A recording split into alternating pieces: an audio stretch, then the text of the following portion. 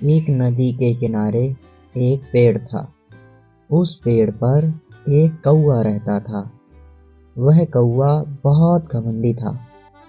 वो खुद के आगे सभी को शून्य समझता था। एक दिन एक हंस उड़ता हुआ आया और उस पेड़ पर बैठ गया। वह बहुत दूर से उड़कर आया था, इसलिए बहुत थक गया था। हंस कौवे से बातें करने लगा। वह उसे अपनी लंबी उड़ान के बारे में बताने लगा। वह वास्तव में बहुत लंबी दूरी तय करके आया था। कौवा उसकी बातें ध्यान से सुन रहा था।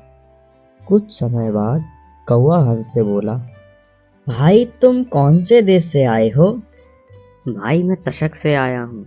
यहाँ से बहुत दूरी पर है। कोई दूरी पर नहीं है। इतना दूर तो मैं सुबह शाम उड़ता हूँ, कौवे ने अभिमान से कहा। हंस हैरानी में पड़ गया, क्योंकि तशक से वहां तक उड़ान कोई आसान काम नहीं था। वह बेहद थकान भरी उड़ान थी। फिर भी हंस कुछ न बोला। हंस चुप बैठा रहा। कौवा घमंड से भर गया। वह बोला, लंबी उड़ान में कोई मुझसे नहीं जीत सकता भाई, चाहे कोई भी मुकाबला कर ले। भाई इतनी दूरी तक उड़ना कोई आसान काम नहीं है। तुम यहीं आसपास तक ही उड़ते हो। ये सुनकर कौवा चिढ़ गया। वह बोला, अजी छोड़ो भी, मुझे तो लंबी उड़ान के साथ साथ तरह तरह की उड़ान कलाएं भी आती हैं, ये पता है तुमको?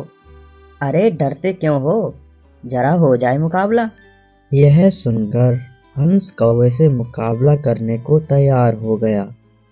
दोनों आसमान में उड़ने लगे। वहां से कुछ दूरी पर ही विशाल समुद्र था।